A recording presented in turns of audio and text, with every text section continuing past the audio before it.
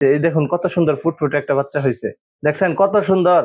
আপনারা যে সব জায়গায় ভুল করেন তাহলে ভাই আপনার খামারে শুধু লসই করবেন। আসসালামু আলাইকুম। যারা নতুন করে গাভীর খামার শুরু করতে চাচ্ছেন তাদের জন্য আজকের ভিডিওটা খুবই গুরুত্বপূর্ণ।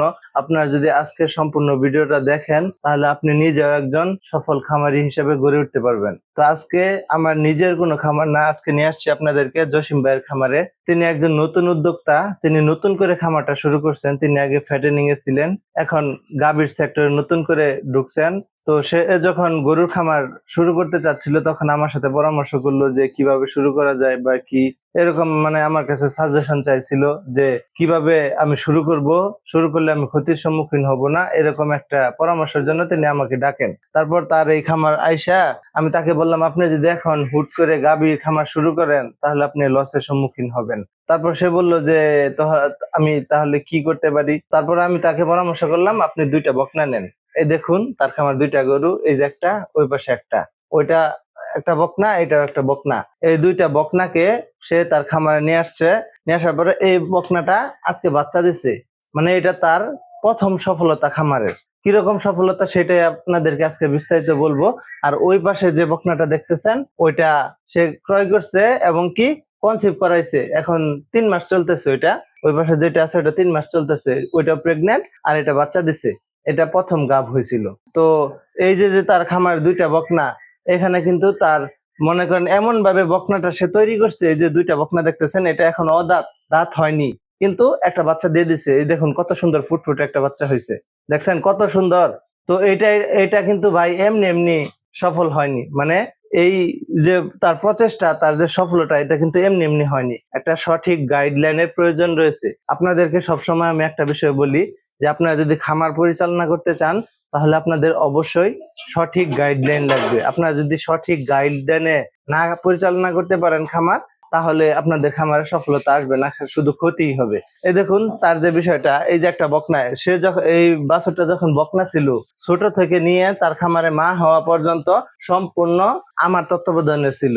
সে এই গরুটায় কতটুকু খাবার দিবে, কি পরিমাণ ভিটামিন দিবে, কিভাবে প্রস্তুত করলে তাড়াতাড়ি ডাকে আসবে, বা কিভাবে খাবার দাবার দিলে সে পুরাপুরি ফিট থাকবে, যে একটা বার বীজ দেওয়ার পরে কনসেপ্ট করে ফেলছে। এই বকনাটা কিন্তু একবারে সিমেন্ট কনসেপ্ট করছে। আপনারা আমাদেরকে বারবার বলেন রিপিট ব্রিডিং, মানে বারবার ডাকে আসে বীজ দেন কনসেপ্ট করে না, এর কারণ কি? এটাও মানে আপনাদের অনভিজ্ঞতা। এটা যদি আপনারা সঠিক একটা গাইডলাইনে খামারটা পরিচালনা করতে পারেন তাহলে আপনাদের এই সমস্যাটা হবে না। এই যে এই বকনাটা প্রথমবার সে বীজ দিছে, প্রথমবার এই বীজ কনসেপ্ট করছে, এই যে এখন বাছুর চলে আসছে। গাভী কিন্তু এখনো দাঁতই হয় না। এই গাভীটার বয়স খুব হইলে 22 থেকে 23 মাস বয়স হবে। সে অলরেডি মা হয়ে গেছে, 1 বছর 2 বছর হয়নি গাভীর বয়স। এই দেখুন কত সুন্দর। এই যে বাচ্চাটা যে হয়েছে এটাও কিন্তু একটা সঠিক ম্যানেজমেন্টের কারণে হয়েছে। এই বাছুরটা দেখেন কত হৃষ্টপুষ্ট সুন্দর একটা বাছুর হয়েছে, খুবই পার্সেন্টেজের বাছুর হয়েছে। দেখুন মাশাআল্লাহ। এটা কিন্তু সে কি বীজ দিছে সেটাও কিন্তু আমি তাকে নির্ধারণ করে দিয়েছি যে আপনি এই বীজটা দেন আপনার গাভীতে, এতে সার হোক বকনা হোক ভালো বাছুর আসবে। মানে সর্বোপরি আপনাদেরকে একটা কথাই বলতে চাই, আপনারা যদি খামার পরিচালনা করেন সঠিক গাইডলাইনে আপনাদেরকে থাকতে হবে।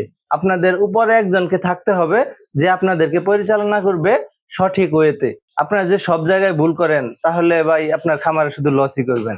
এই যে এই খামারটা যে দেখতেছেন এটা একটা ছোট খামার, সে নতুন করে শুরু করছে কিন্তু সে সফল।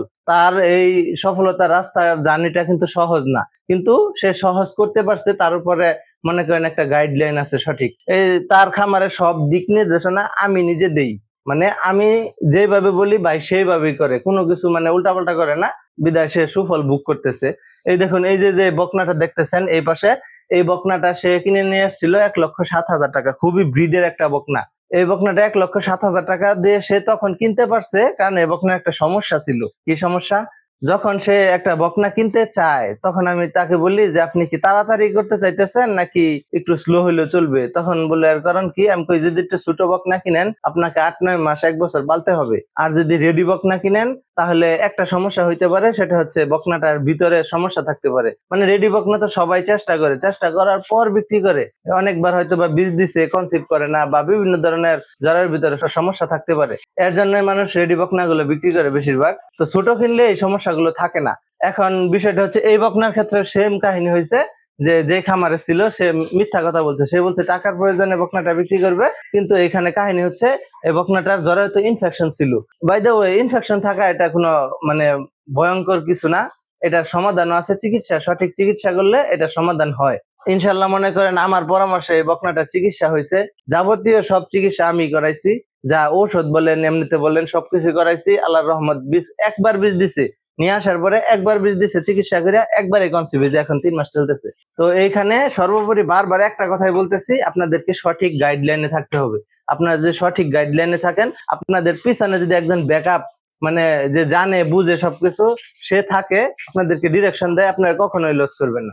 এই দেখুন গাভীটা বাচ্চা দিছে, মনে করেন একদম নর্মাল ডেলিভারি, যা কিছু বলছে সে করছে।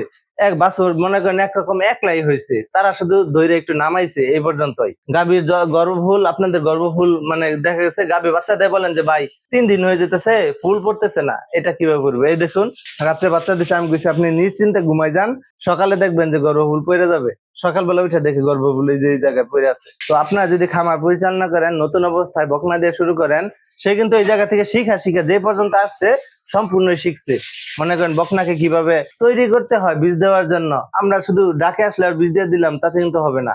আমি ওই ভাইকে বলছি ধৈর্য ধরবেন, আপনার গরু প্রস্তুত হলে আমি এসে দেখবো যে না এখন সে বীজ দিলে কনসিভ করবে, সে মা হওয়ার উপযুক্ত, তখন বীজ দিবেন। তখন দিছেই দেখেন দুইটাই এক বীজেই কনসিভ। অথচ ওই বকনাটা আমি যতদূর জানছি যে খামারে ছিল, মিনিমাম 5 থেকে 6 বার বীজ দিছে, বীজ ধরাইতে পারে নাই। আর কারণ কি?